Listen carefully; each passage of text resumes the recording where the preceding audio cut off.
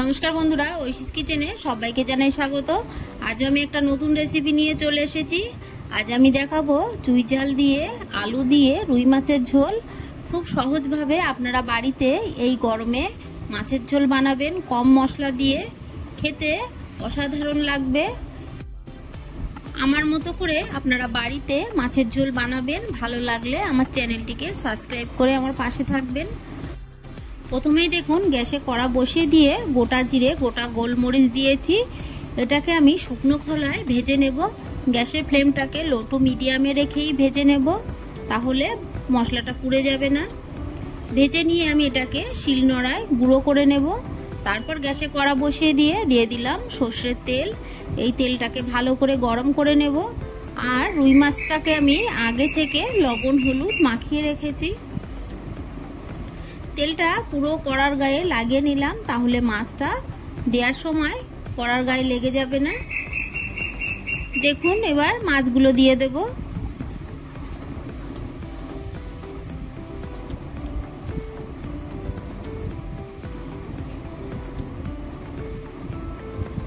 মাছগুলোকে আমি উল্টে পাল্টে বেশ কড়া করে লালচে করে ভেজে নেব।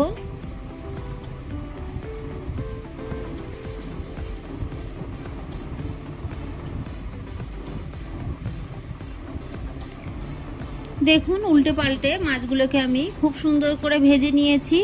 এরপর মাছগুলোকে তুলে নেব।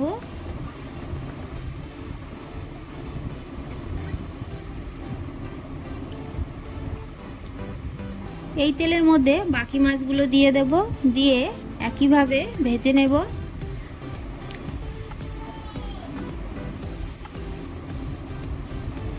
একবার হলেও বাড়িতে আমার মতো করে মাছের ঝোল বানাবেন, দেখবেন খেতে সত্যিই খুব ভালো লাগে। এই মাছগুলোকে উল্টে পাল্টে লালচে করে আমি ভেজে নিয়েছি। এরপর তুলে নেব।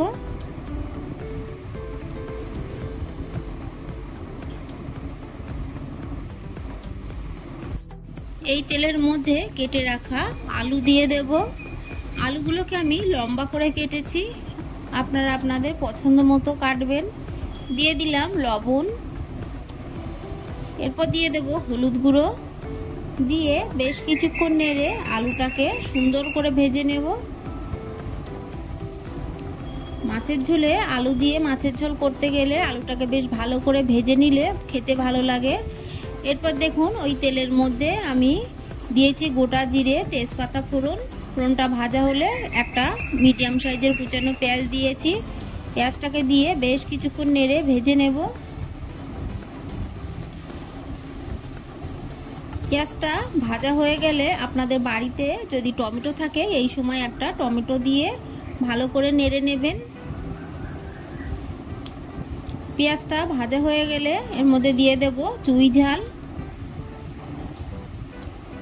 আগে থেকে আমি চুই ঝাল কেটে ভালো করে ধুয়ে রেখেছি। তারপর দেখুন দিয়ে দিলাম আদা বাটা, দিয়ে ভালো করে নেড়ে কষিয়ে নিলাম। আপনারা চাইলে রসুন একটু দিতে পারেন, যদি রসুন খেতে ভালোবাসেন তাহলে অল্প একটু রসুন দিয়ে আদার সঙ্গে কষিয়ে নেবেন। আমি অল্প একটু জল দিয়ে হাফ টিস্পুন জিরে গুঁড়ো দিলাম। যেহেতু আমি ভাজা জিরে মরিচ গুঁড়ো শেষে দেব, তাই আমি অল্প একটু জিরে গুঁড়ো দিলাম। তারপর দিয়ে দিলাম হলুদ গুঁড়ো, দিয়ে দেব লবণ, এরপর দিয়ে দেব লাল লঙ্কার গুঁড়ো।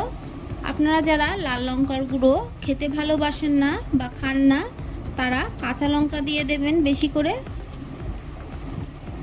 ভালো করে নেড়ে মশলাটাকে আমি কষিয়ে নেব।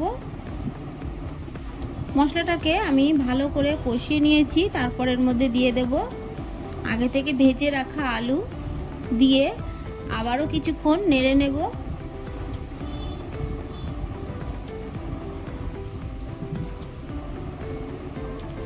বেশ কিছুক্ষণ নেড়ে মশলার সঙ্গে আলুটাকে কষিয়ে নেব। ভালো করে কষিয়ে নিলাম। এরপর দিয়ে দেব জল।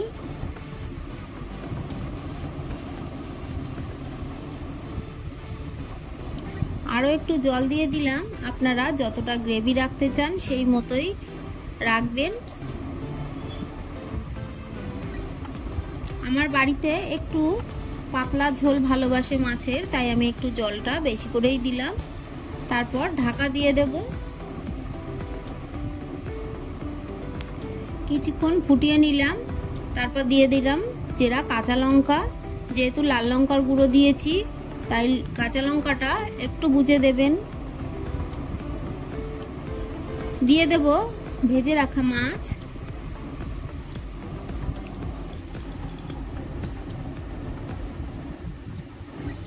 দিয়ে ঢাকা দিয়ে আরো কিছুক্ষণ আমি ফুটিয়ে নেব।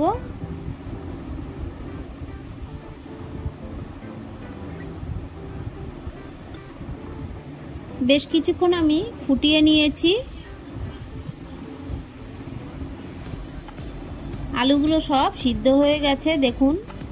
একটু চেখে দেখে নেব লবণ ঝাল ঠিক আছে কিনা।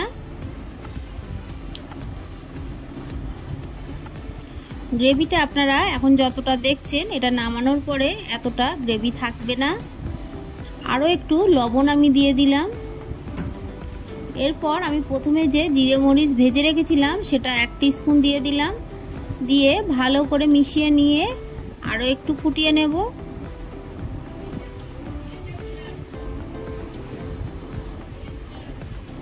এই কম মশলায় আপনারা বাড়িতে এইভাবে মাছের ঝোল চুই ঝাল দিয়ে বানিয়ে খেয়ে দেখবেন কতটা ভালো লাগে। গ্যাসের ফ্লেমটাকে আমি অফ করে দেব।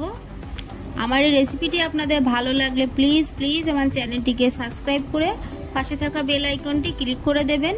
তাহলে আমার নতুন ভিডিও নোটিফিকেশান আপনাদের কাছে পৌঁছে যাবে।